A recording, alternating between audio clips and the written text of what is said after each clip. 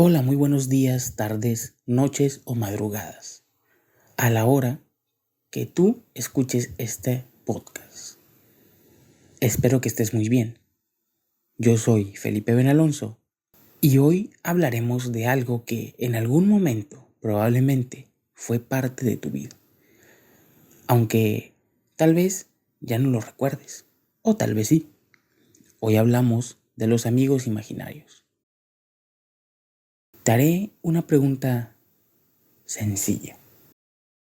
¿Quién fue tu primer amigo? Tal vez fue alguien del colegio, un primo, una vecina, un vecino, o quizás, si miramos más profundamente, fue alguien que no estaba realmente ahí, alguien que solo tú podías ver, alguien que solo tú podías escuchar, ese compañero invisible que te acompañaba cuando te sentías solo, que jugaba contigo en silencio, que dormía bajo tu cama o vivía dentro de tu armario. Ese personaje mágico que, sin saberlo, te ayudó a crecer.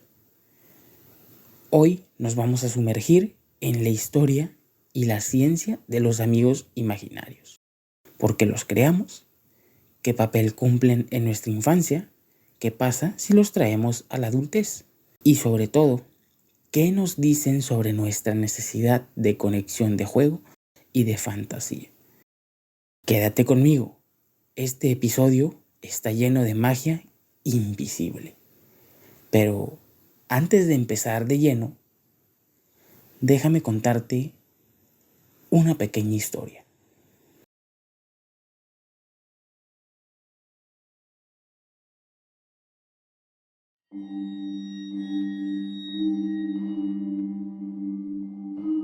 Cuando Emma cumplió 6 años, sus padres se mudaron a una vieja casa en las afueras del pueblo.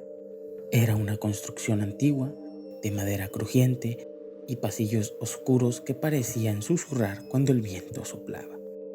Pero a Emma no le asustaba. De hecho, a los pocos días de instalarse, ya corría por la casa con risas, hablando sola.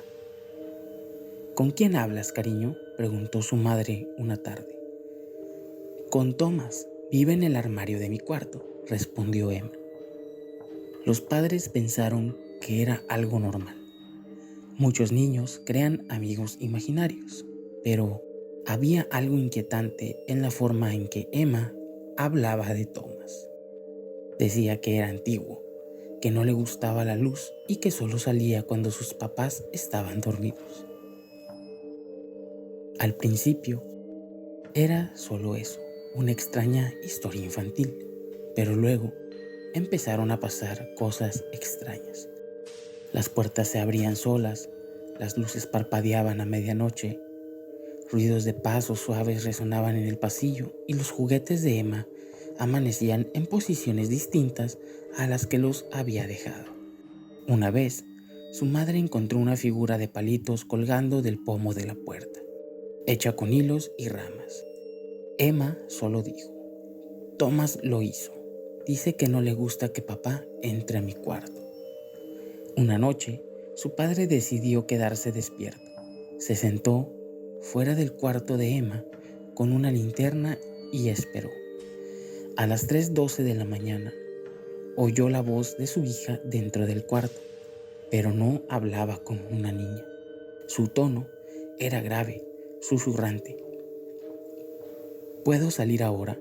¿Puedo jugar con él también? El padre irrumpió en el cuarto. Emma estaba sentada en la cama, sonriendo, pero algo en sus ojos no era de ella. En la esquina del cuarto, el armario estaba abierto de par en par.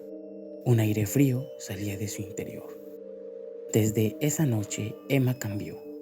Ya no quería jugar, no sonreía, hablaba poco y solo decía cosas como: Thomas ya no necesita esconderse. Dice que esta casa también es suya ahora. Los padres intentaron mudarse, pero algo los retenía. Las puertas no se abrían, las ventanas no se rompían. Emma reía en la oscuridad y un día dijo: ya es tarde, Thomas ya no es imaginario.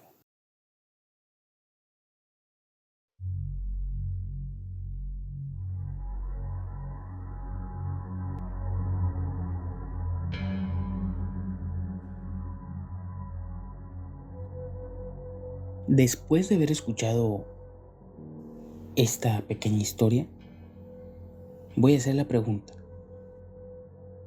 ¿qué es un amigo imaginario? Pues bueno, imagina por un momento que estás viendo a un niño hablar solo en el parque. Se ríe, discute, da órdenes, hace pausas como si estuviera escuchando una respuesta. Pero si miras a su alrededor, no hay nadie, absolutamente nadie. Ahora, ¿realmente está solo? Lo más probable es que no. Lo acompaña alguien a quien tú no puedes ver. Ese alguien puede llamarse Toto, Lucía, Capitán Tornado, Sombra Azul. Puede ser un robot del futuro, un dragón que cabe en su mochila, una hormiga con sombrero, un pirata de 5 ojos. No lo sabemos. Un amigo imaginario no es un simple juego, es una creación interna, una figura con la que el niño establece una relación emocional, muchas veces compleja. Estos personajes pueden tener personalidad, gustos, normas propias, incluso ideas políticas. Hay niños que afirman que su amigo tiene miedo de los pepinos o que le gusta mirar la lluvia desde la ventana, cosas que no se inventan al azar. Este tipo de relato no es raro. De hecho, en diversos estudios se estima que entre 1/3 y 2/3 de los niños entre 3 y 9 años desarrollan uno o más amigos imaginarios. Y lo más curioso, no se trata de que el niño crea realmente que existe. La mayoría sabe perfectamente que es un juego. Lo que pasa es que es un juego muy real, muy emocional, muy vivido. Como cuando los adultos se sumergen en una película y lloran por un personaje que no existe. Lo sentimos igual, porque el cerebro no distingue completamente la fantasía de la emoción real. Y en ese espacio borroso entre lo real y lo imaginario, los niños encuentran su consuelo, su compañía y su libertad.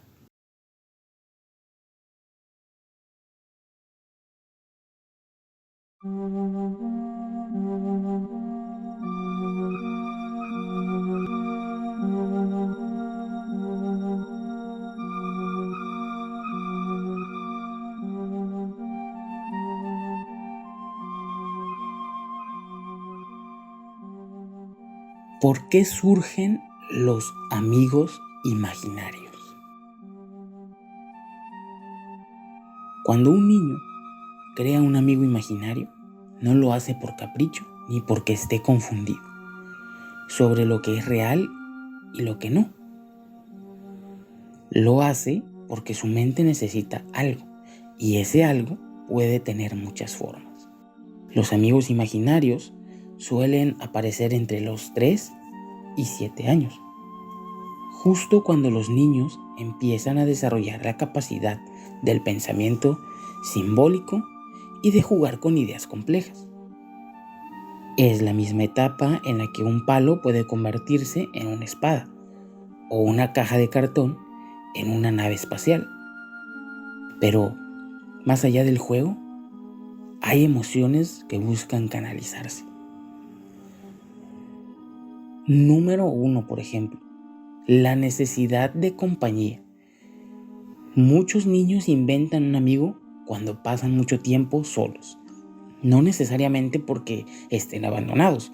Pueden tener una familia, pueden ser una familia muy unida, muy presente, pero sí porque su mundo interno necesita una figura que los acompañe. Lo que están haciendo, sin saberlo, es llenar el silencio, darle voz a una necesidad emocional. Ahí te va. Número 2. Procesar emociones difíciles. A veces los amigos imaginarios aparecen después de una pérdida, un cambio grande, una mudanza o el nacimiento de un hermano. En esos casos no es raro que el amigo imaginario sea un poco más sabio que el niño. Puede ser protector, comprensivo o incluso un poco gruñón, como un padre alternativo.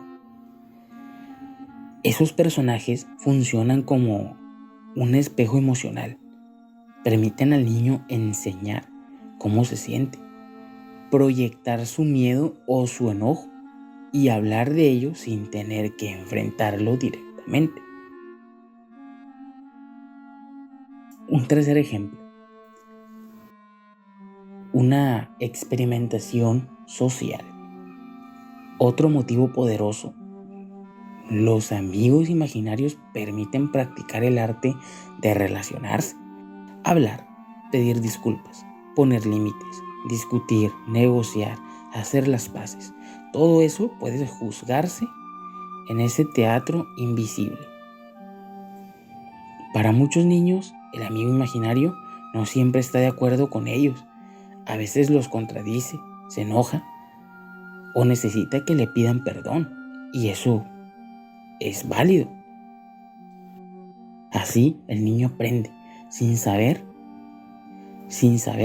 a navegar conflictos interpersonales. Un ensayo general para la vida real.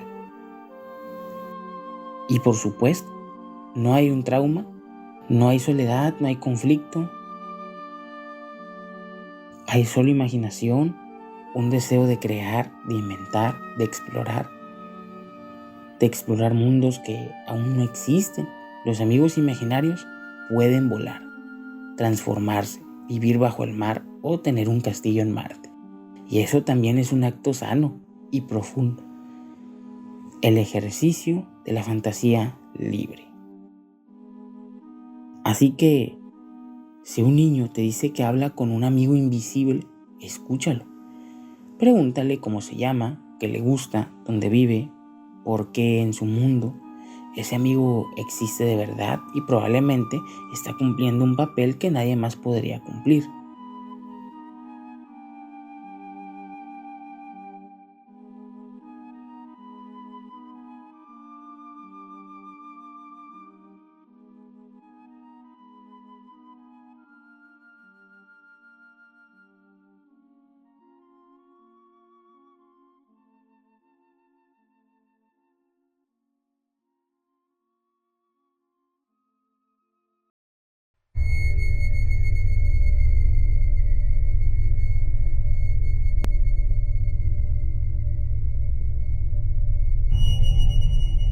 Bueno, pues ya hablamos de los niños.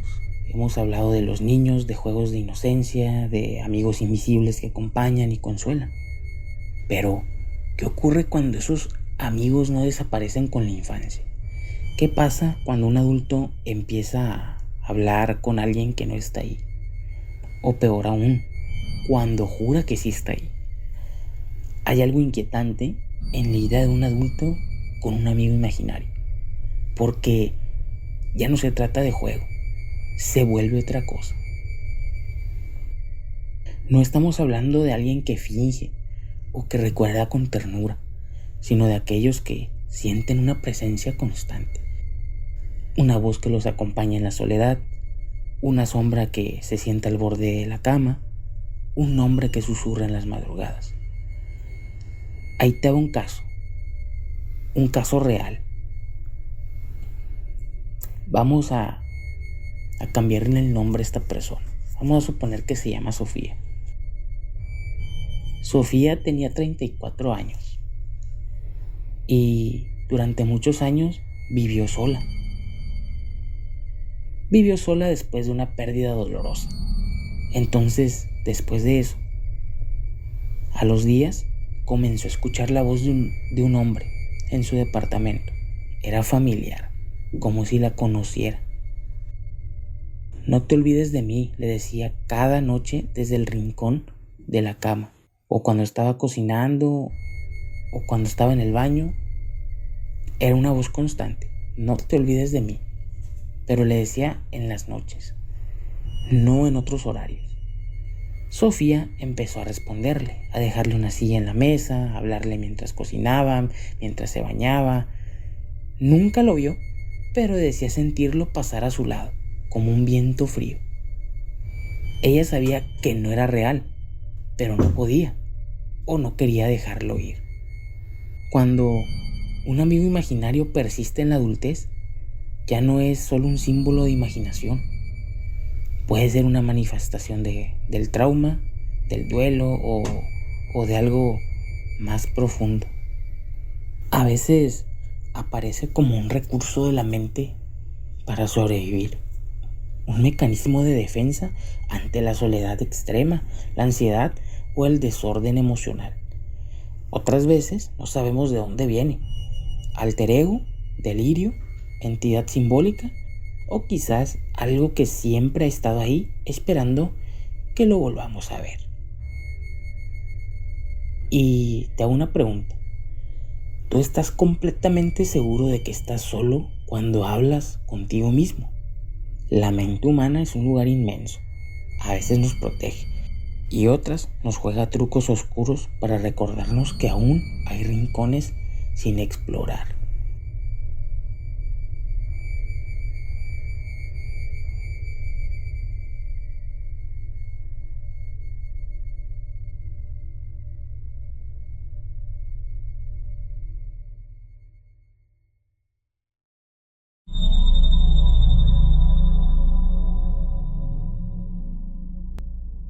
Hay algo profundamente inquietante en los amigos imaginarios, porque aunque sabemos que no están, actúan como si de verdad estuvieran.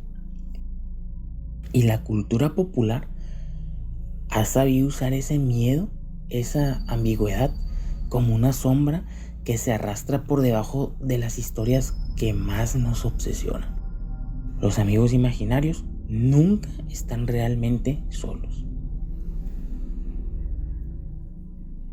En la película Intensamente de Pixar conocimos a Bing Bong, el adorable amigo olvidado de la infancia de Riley. Un personaje colorido, mezcla de elefante y algodón de azúcar. Inofensivo, tierno. Pero piénsalo por un segundo. Bing Bong se está desvaneciendo solo, en un rincón de la mente, olvidado y abandonado. Y él lo sabe. La idea de tus creaciones mentales pueden ser tristeza, soledad o desesperación. Eso ya es perturbador.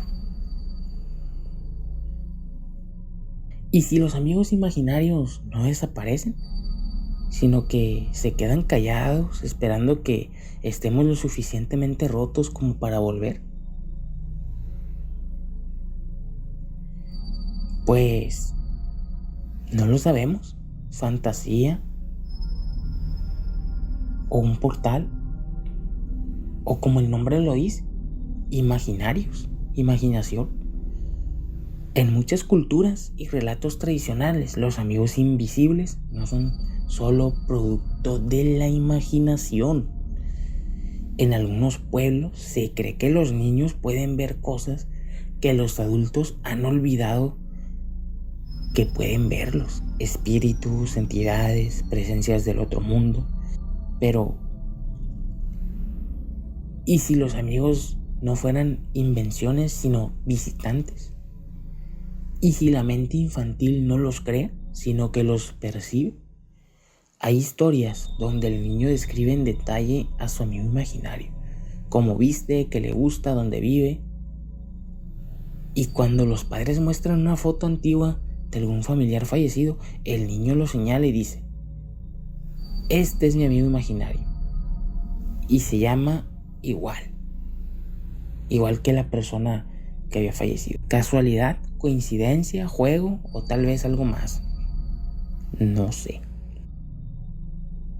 Pero bueno, la cultura pop está llena de estas figuras porque nos tocan en algún lugar sensible. En algún lugar sensible de nuestra mente nos toca. Y no solo en la cultura pop. Estamos hablando de todo tipo de música, de todo tipo de películas, fantasía. etc. Nos recuerdan que no tenemos el control, lo que creamos a veces cobra vida, que hay algo ahí al borde de lo real, que nos observa desde los rincones de la imaginación, esperando de manera silenciosa, pacientemente. ¿Y tú? ¿Cuál es el nombre de tu amigo imaginario? ¿Estás seguro de que ya no está contigo? Esas son preguntas que te voy a dejar por ahí para que tú te las respondas a ti mismo.